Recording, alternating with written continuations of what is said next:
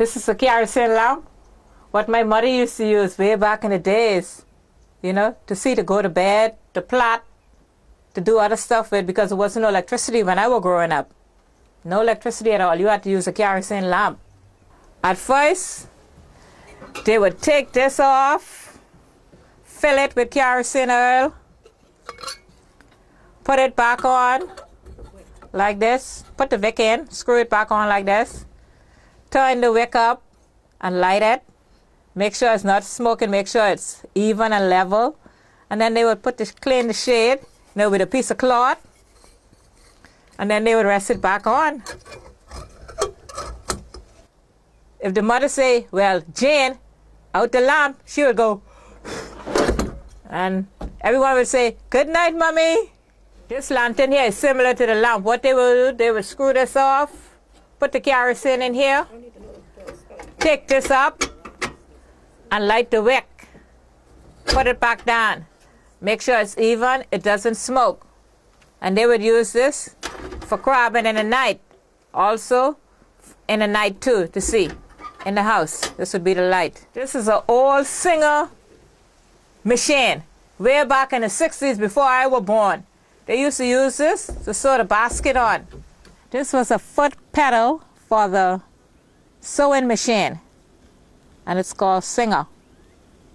This is a hopper, what they used to use to pump the oil in from the drummer. Come to the shop, 1 gallon of kerosene oil. So the pump would go in here and you would pump the oil in here. And when it's full, you take it off and you put a cover and you take it home to your parents. You better don't waste it because you'll be in trouble. When we were growing up, we had no flush toilet. So we had to use this. This is a slub bucket. This is a face pan. This can be used to wash your face in or wash your hair in. Fill it up with water and wash your hair. Wash your hair with Zest soap. In those days, no shampoo, so you had to wash your hair with Zest soap. This is a grass pillar. This make out of bay grass from the beach. And you would put it on the old before time bed to lay on and fix it. You would fix it real good so 2 children can lay their head on it like this. And sleep at night. This is an iron. Old antique iron, what they used to use way back in the days, in the 50s, in the 40s, before my time. They would catch a fire, put it on, let it heat, take it up, and they would use a wax that come off the beach, and then they would rub it like this. Then they would take a brown piece of paper and clean it. And after it's already clean, they would iron the clothes. This is a mill, what they used to grind the corn in. Way back in the days, before my time. What they would do, they would put the hopper on, put a basket on, make sure it's set right. Right underneath the mouth of the mill. They would put the corn in here and they would take right and left hand. Keep grinding it over like that until it comes fine.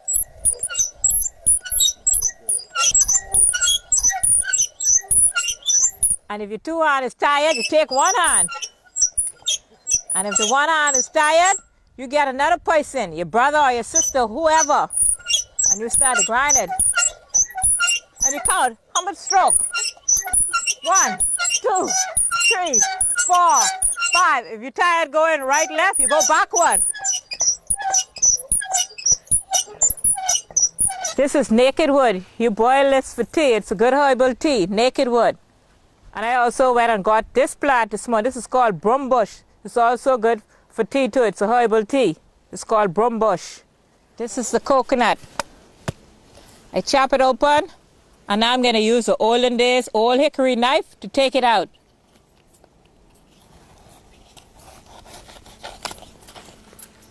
I would take this piece of coconut and grate it to make the tart. This grater, I borrowed it from Sarah Roll in Coitage. She said it's an old grater. This grater was made out of the iron can, lard can, and the hole was punched with a nail in it. So I would hold it like this. It's a new model handle.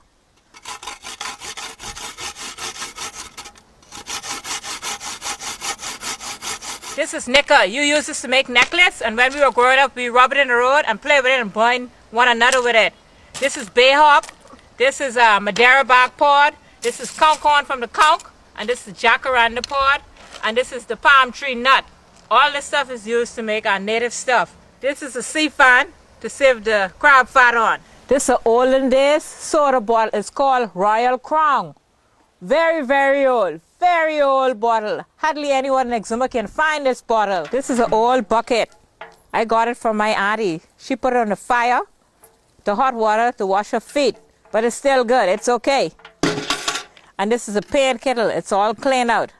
So what I'm going to do here, I got some top string. I just rub it together. Just tie it, you know, to make a rope. So I'm going to draw some water to give the goat.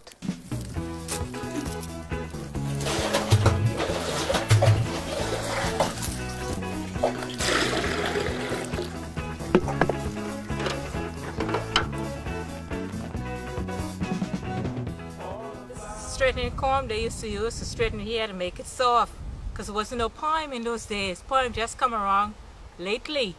So they would put this in the fire, let it hot, but not that hot. They would take a piece of cloth, rub it off, and they would get your hair and straighten it. And what they would use Royal Crown grease, which still exists right now.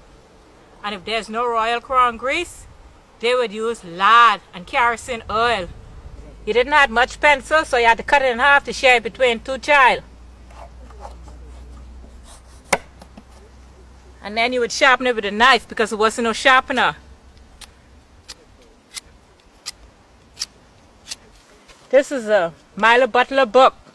You would take this book and cut it in half to share between two children. And then they would write your name on it. This basket was made by Naomi Roll out of Stroud Manor. She is a straw vendor in Georgetown. You would put the book in here, you would hold it in your hand like this, and you would walk to school bare feet if you didn't have the shoes. So you go to school bare feet.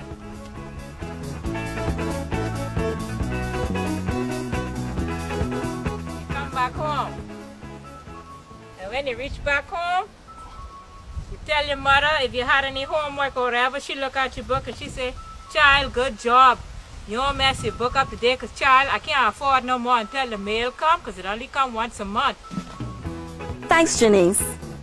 I'm Siobhan Turnquest, Bahamian TV. See you next time.